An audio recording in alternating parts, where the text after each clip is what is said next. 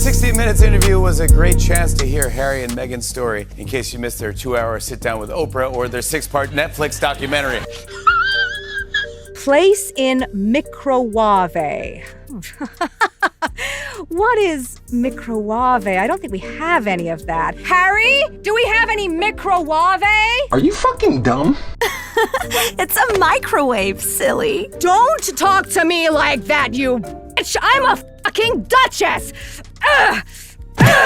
Shake that off! Oh! Damn! Harry, get your limey ginger ass down here and clear this up! Prince Harry, whose memoir just broke the Guinness record for fastest selling nonfiction book of all time. They're now releasing a version for kids. I don't know if you know about this. It's a twist on The Princess and the Pea. It's called The Prince and the Penis, and it's, It all started the moment Jimmy Kimmel walked onto that stage with that smug little grin of his, the kind that tells you he's about to cause chaos on live TV. And honestly, he delivered. Because instead of bowing the way Hollywood usually does around Harry and Meghan, he practically took off the gloves and slapped them with jokes so sharp the internet is still talking about it. He didn't congratulate Harry for breaking some Guinness World Record with his memoir. Nope. He turned the whole thing into a full-blown mockery. Imagine waiting your entire life to publish your truth, only for Jimmy Kimmel to turn it into a children's book parody called The Prince and the Penis. And the way he said it? Oh, the man enjoyed every second. Primetime television, and he's just out here turning a royal memoir into potty humor like it's nothing. And then, as if that wasn't brutal enough, he compared Harry to Screech. Yes, Screech, that awkward character nobody wants to look like. The entire audience cackled. You could feel Harry's spirit leave his body from across the ocean. And just when you'd think Kimmel was done, absolutely not. He was only warming up. by the way, they should hope that the kid looks more like Meghan than Harry. No offense, but Harry kind of looks like the guy who played Screech, may he rest in peace. He started poking holes in that whole "we left the UK because of racism" storyline. The way he dragged it, my God. He pointed out the irony of fleeing to America for safety from racism. America, the place where racism practically has its own zip code. And honestly, whether you love or hate Harry and Meghan, even you have to admit the irony is loud. Then he dropped the hammer. He said racism was a big part of their decision to leave, which you know things are bad at Buckingham Palace if they came to America to get away from racism. He outright said it. Harry and Meghan wanted out, so they threw the royal family under the bus and called them racists to justify it. You could hear the audience gasp. It was the kind of line everyone thinks but nobody says out loud. After that moment, something shifted. Like Kimmel broke some invisible Hollywood seal because suddenly every comedian, influencer, and TV personality felt bold enough to roast them too. And then came one of the darkest parts of this saga, the spitting image lawsuit situation. The show had been dragging Meghan and Harry for years, sometimes hilariously, sometimes viciously, but then suddenly their videos vanished. All of them, wiped clean off the internet as if someone hit a royal delete button. Who was behind it? Well, let's just say the timing was convenient. But that story, we'll get there. The number one question that mystifies scientists. Is there life on another planet? Oh no, why does Meghan Markle make her own pretzel bags? They don't know why. That's interesting. She takes it from one bag and puts it in another bag. Another bag. And that confuses people. This, we're just gonna put into a different... First, Jimmy Fallon entered the chat. Fallon didn't even pretend to be polite. He jumped straight into Meghan's bizarre pretzel bag obsession. You know, the thing where she takes pretzels from one bag and puts them in a different, fancier bag like she just invented organization. Take the snack out of one bag and then move them into another bag and then label this new bag, even though this bag already has a label. The internet went wild. People started recreating the scene, laughing at how Meghan made a normal snack look like she was single-handedly solving global hunger. Influencers piled on, making parody videos of Meghan's Netflix lifestyle moments. The soft lighting, the delicate voice, the unnecessary elegance, all of it. And then came the water rituals. Who knew drinking water could be so dramatic? Meghan turned hydration into a spiritual ceremony. Petals, filters, vibes, as if tap water were some kind of mortal enemy. But the moment that truly broke the internet was the flower arranging explanation. Meghan softly placing petals and blossoms while saying things like, any type of flower arranging is just telling a story. And then that brutal punchline, what story do you want to tell? Maybe leave the country. Maybe disown your dad. Be creative with it. That line alone? Legendary. And here's the thing.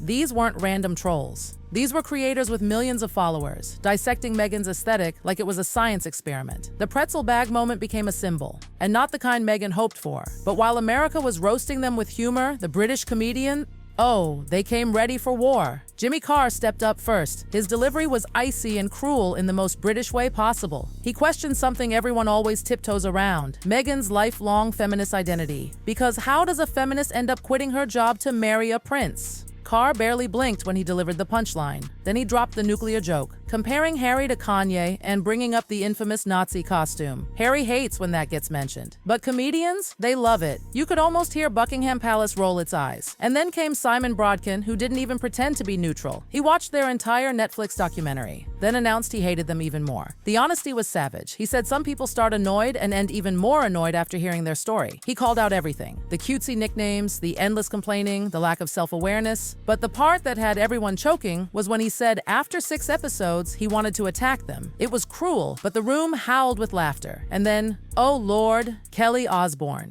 Kelly, she didn't roast, she scorched. She called Harry a whining, complaining, woe is me guy who acts like he's the only person with mental health struggles. She said everyone has problems. You were the prince of a country, she snapped, who dressed up as a Nazi, and now you're trying to come back as the Pope. Suck it. That line made even the host go silent for a second. But it didn't stop there. The roasting escalated to Saturday Night Live, one of the biggest comedy platforms in the world. They mocked Meghan's acting career, saying the only difference between Suits and SNL is people actually watch SNL. It was ruthless. And yes, Harry definitely saw it. The jokes kept coming, using Suits as a sleep aid for kids, turning it into a lullaby. Trevor Noah jumped in next, talking about Harry begging Disney's CEO for voiceover work for Meghan, a prince, pitching his wife like she's auditioning for Lion King 4. Noah joked about how the monarchy had fallen, from trading kingdoms to trading voiceover roles. Family Guy took it even further, roasting their Netflix deal, their lifestyle, the sponsorships, everything. And then we reached the point where content creators started disappearing. The spitting image clips, the savage puppet parodies, everything started getting wiped. The show itself hinted at being silenced. Lawsuits, pressure, who knows? But the timing? Suspicious. Their parody of Meghan's Netflix show, With Love, Meghan, was brutal. Meghan portrayed as this overly spiritual, overly delicate lifestyle guru, turning a packet of chips into soul food. And the moment she sticks a flower on something and calls it made with love? Internet gold. The puppets roasted her breathwork, her soft-spoken guidance, her Instagram guru vibes, and that hilarious moment where Harry's arm goes numb, holding the camera because she insists on the perfect vulnerable angle. Everything that made the show cringe, they exaggerated it to perfection. But the part people whispered about was Meghan threatening to pivot to doing less, while calling it self-growth. Even the puppet joked about having 6 seasons of no more episodes. It got so brutal that suddenly,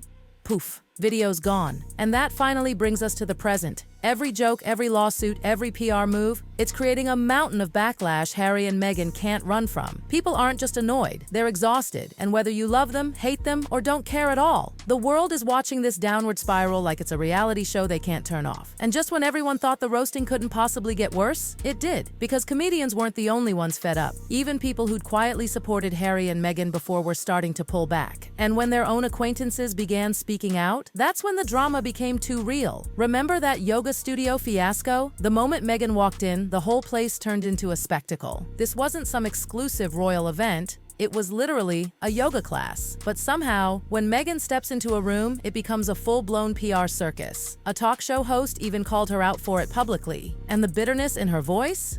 Whew! She wasn't hiding a single ounce of irritation. She said Meghan practically ruined her workout routine. Not because Meghan did anything dramatic, but because once people found out Meghan was there, suddenly everyone wanted to go to that studio. It became impossible to book a session anymore. That's the Meghan effect. Not glamour, not charm, just chaos. Well, she came into New York last weekend and she went to a yoga place called Moto Yoga, which is my yoga place. It's where I always go. The sigh in her voice when she said that, you could practically hear her stress level rising. They have places in LA and New York. But now that she went there, everyone's gonna wanna go there and there's not gonna be any room. It's gonna be harder to get into. She wasn't joking. Meghan couldn't even attend a yoga session without the whole city erupting. And honestly, that told people everything they needed to know. The resentment wasn't just from comedians anymore. Even regular folks were tired, exhausted, done. The puppet even pretended the crisps knocked her over. Oh my God, you've been knocked down by the crisps. So vulnerable. I love it. I'm just down here holding space. The way they mocked her being vulnerable, absolute carnage. Then came the part where puppet Meghan starts giving flowery, hollow advice. Like and subscribe to learn how to breathe. Breathing, like she invented it. And then the marriage dynamic. Oh, they dragged Harry for filth. She orders Puppet Harry around like he's her personal assistant, and when he complains his arm is going numb holding the camera, she threatens him with the electric collar. People joke she runs the Sussex household like a boot camp with scented candles. But the ending? Candle. That's what people say triggered the takedown. The puppet version of Meghan announces she's pivoting to doing less, while calling it a successful lifestyle evolution. As if quitting something equals growth. She literally brags about negotiating 6 seasons of no more episodes. The satire was so sharp, even people who disliked Meghan said, "Okay,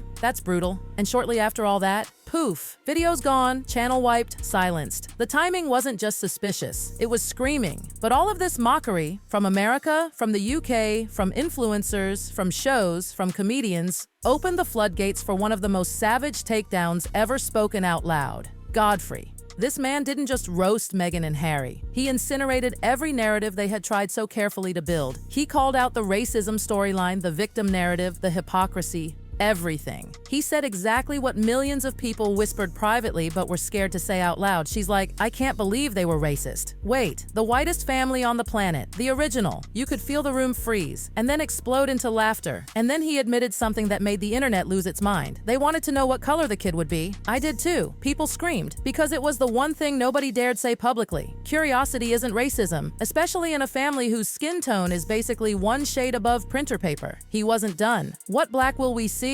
We all wanted to know. The audience howled because the honesty was so shocking yet so real. Then Godfrey went after Meghan's "I'm so busy" persona. The soft-spoken, serene Duchess aesthetic she puts on in interviews. "I have the show, the podcast. I'm a Duchess. I have all this wealth and just so many busy things as a wealthy person." He mocked the tone, the fake seriousness, the overly elegant hand gestures, everything. He called it out for what it was, a performance, a brand. And once he said that, people couldn't unsee it. Every new interview Meghan did felt like a monologue from a lifestyle commercial. Every clip of her arranging flowers looked like an Instagram ad. Every vulnerable moment suddenly felt curated. And once the illusion cracked, the public mood changed. Even Meghan's own social circles started distancing themselves as if supporting her had become a PR risk. Everything she touched turned into controversy. Every appearance became overanalyzed. Every article sparked arguments. And the worst part? Harry and Meghan didn't seem to realize they were losing the room, because instead of calming down, addressing things, or rebuilding trust, they doubled down. More interviews, more confessions, more subtle digs at the royal family, more lifestyle content that felt tone-deaf. They had a chance, a genuine chance, to rebuild their image and turn things around. But instead, they leaned into the victimhood, into the drama, into the overproduction, into the perfectly curated aesthetic. And every time they did, people rolled their eyes harder. What they don't realize is that the world isn't laughing with them anymore. The world is laughing at them. And every joke, every viral clip, every meme, every takedown pushes them deeper into that hole they've accidentally dug for themselves.